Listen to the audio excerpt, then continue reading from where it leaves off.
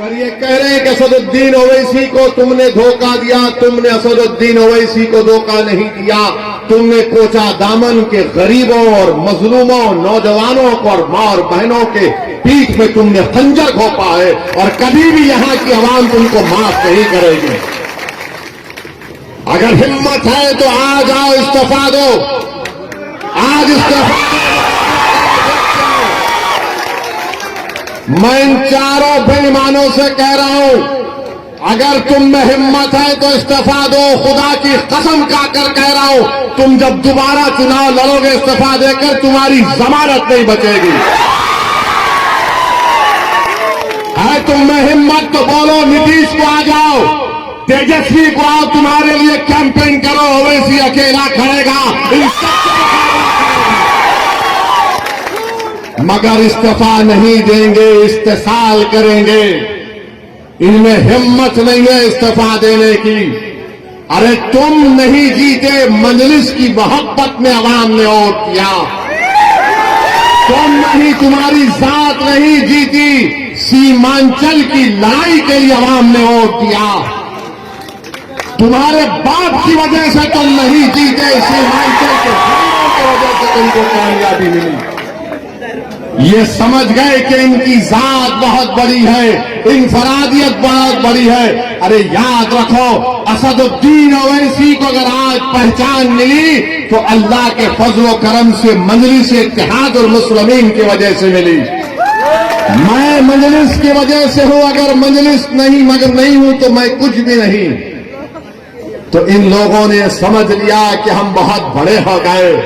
अरे तुम कभी बड़े नहीं हो सकते। तुमने कौम से गद्दारी की, सीमांचल से गद्दारी की, गरीबों से गद्दारी की। तुम छोटे थे और हमेशा छोटे रहोगे इंशाअल्लाह। मेरे अजीज दोस्तों और बुजुर्गों, ये चार के चार जब निकलकर लालू के घर पर गए तो किसी ने मुझे तस्वीर भेजाई थी कि ये चार के पैर में चप्पल नहीं है, नंगे पैर बैठे हैं। चार के पैरों में चप्पल नहीं है, नंगे पैर बैठे, और लालू उसकी औलाद के पैर में चप्पल है।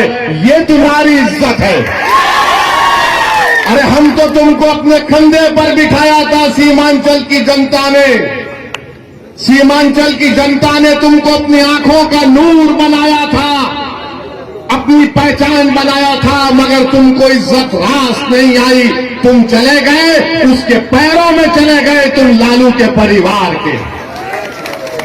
यहां पर महागठबंधन ने सीमांचल में जनसभा की तो इसी कोचा दामन के मौसूफ ने आखिरी सफ पे उनको बिठा दिए और फोटो डाल रहे कि मैं बैठा हूं। अरे बेशर्मो, कभी तो अपनी इज्जत का तो ख्याल कर लेते।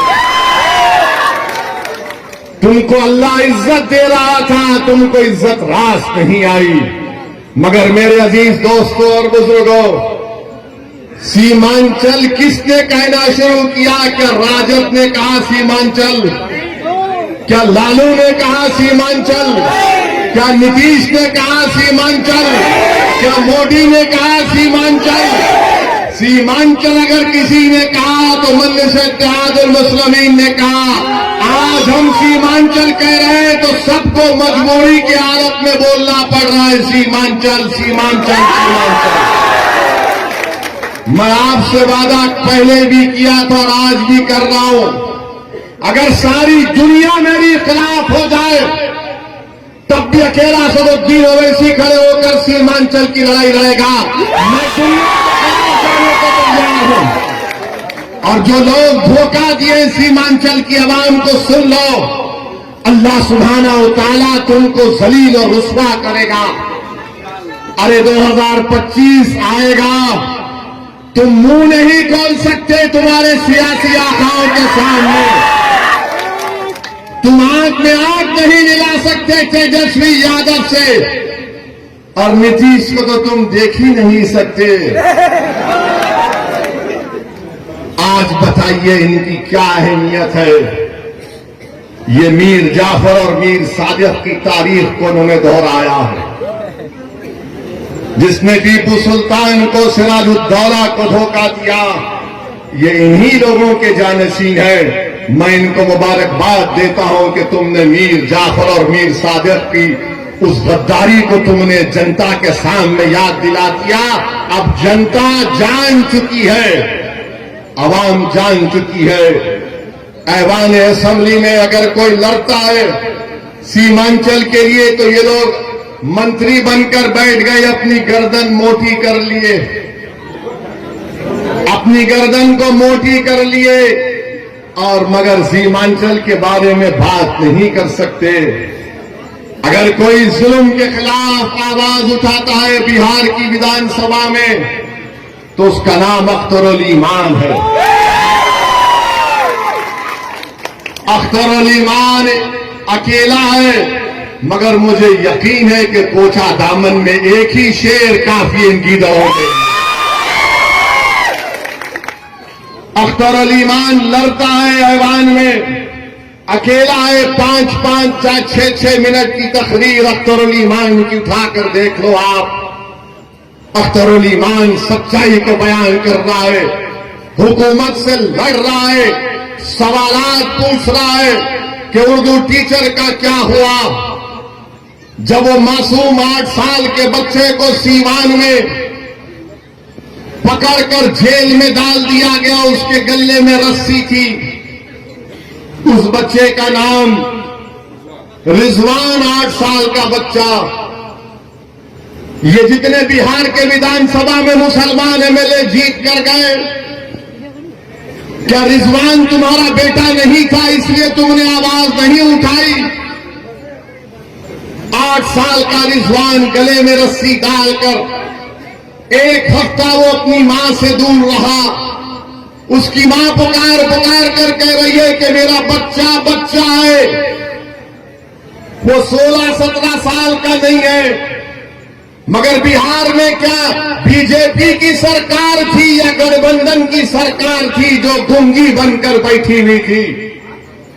रिजवान की मां पुलिस स्टेशन के आगे 8 दिन तक अपने लखते जिगर के लिए तड़पती रही कि मेरा बेटा अंदर है, मैं कैसे बाहर जिंदा रह सकती हूं। ये इंसाफ महागठबंधन का। 8 दिन तक एक मां अपने 8 साल के बच्चे की को तड़पती रही। किसने रिजवान के खिलाफ आवाज उठाई?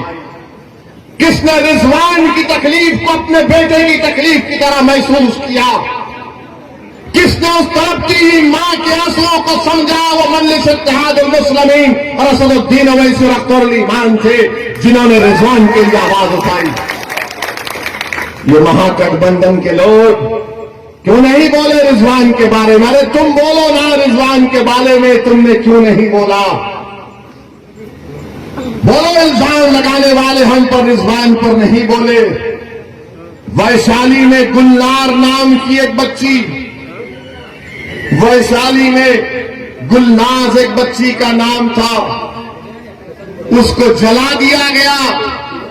क्या गुलनाज के खिलाफ महागठबंधन का कौन सा मंत्री बोला? ये कोचा दामन का बेईमान जो भागकर तेजस्वी के पैरों में, क्या गुलनाज पर बोल नहीं सकते थे? नहीं बोलेंगे। अख्तरुल ईमान वैशाली को गए,